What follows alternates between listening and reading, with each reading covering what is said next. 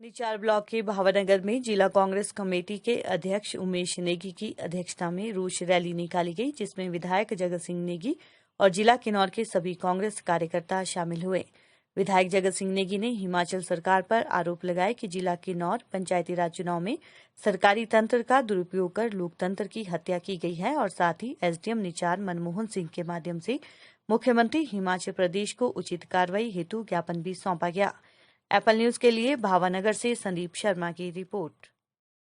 4 तारीख को जो यहाँ निचार ब्लॉक समिति का जो अध्यक्ष और उपाध्यक्ष का जो इलेक्शन था, उसमें भारतीय जनता पार्टी ने जो सूरत नेगी है उनकी अध्यक्षता में जो गुंडागर्दी यहाँ पर किया, हमारे सुशील नेगी को यहाँ से ज़बरदस्ती उठा करके जो एक उनको जो है उनके साथ जो मार पिटाई की, उसके लिए आज हमने ज्ञापन सौंपा है। यहाँ एसडीएम साहब के तरफ के को दिया, जो कि मुख्यमंत्री महोदय को हमने संबोधित किया है।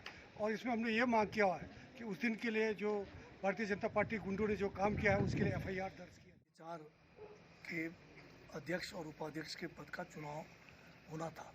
उस दिन कांग्रेस पार्टी के पास 8 कांग्रेस समर्थित उम्मीदवार थे, बीडीसी के सदस्य थे, जो अपने जो है वोट का इस्तेमाल करने के लिए जो क्या कहते हैं हमारे पंचायत समिति के मीटिंग में जा रहे थे। उस रोज़ आप जानते हैं कि एक बड़ी दुखद और निंदनीय घटना यहाँ पर घटित हुई।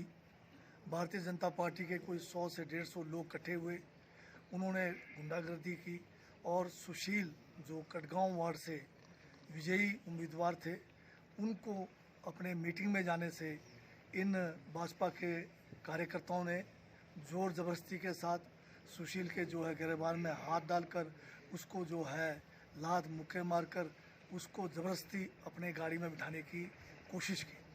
ये सब प्रशासन के सामने हुआ, पुलिस के सामने हुआ। मैं स्वयं उस समय वहाँ पर था और मेरे साथ जो 15-20 कांग्रेस के कार्यकर्ता थे, बड़ी मुश्किल से हमने सुशील को जो है उनके चुंगल से बचाकर जो है पुलिस के सुरक्षा घेरे में डाला। परंतु अफसोस की बात यह है कि सुशील को अपना संवैधानिक अधिकार जो मीटिंग में जाने का, मीटिंग में जाकर अध्यक्ष और उपाध्यक्ष के चुनाव में भाग लेने का अवसर नहीं दिया गया, उसको जाने नहीं दिया गया। डरा धमका कर ज़ोर ज़बरदस्ती से फिर पुलिस के मौजूदगी में उसको जो है बीजेपी की गाड़ी में डालकर उसको यहाँ से जो है रफा दफा कर अपने इलाके।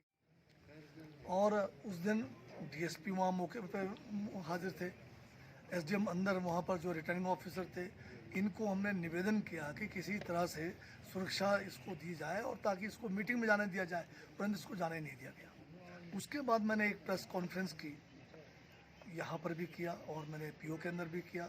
उसमें मैंने ये कहा कि सुशील जो है अनुसूचित जाति से संबंध रखता है, वो जो है कास्ट से बिलोंग करते हैं और उनको जो है सताकर ये भाजपा के गुंडों ने उसके साथ अन्याय किया, उसके साथ मार पिटाई की और एक अनुसूचित जाति के आदमी के साथ इस किस्म का व्यवहार जो है भाजपा वाले जो है सताकर उसको कमज़ोर समझकर किया और इसका हमने डट कर जो है विरोध किया।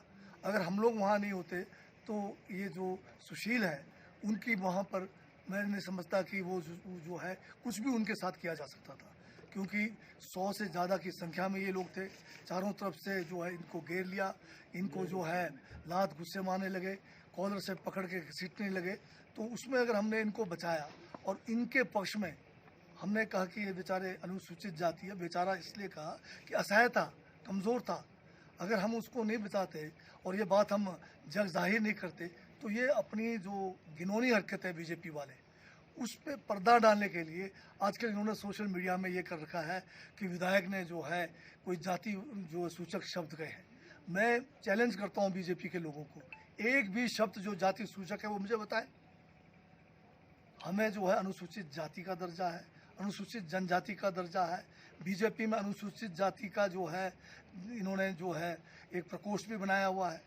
सरकार के बहुत सारे स्कीम अनुसूचित जाति के लोगों के लिए है, अनुसूचित जनजाति के लोगों के लिए। तो क्या हम अनुसूचित जाति, अनुसूचित जनजाति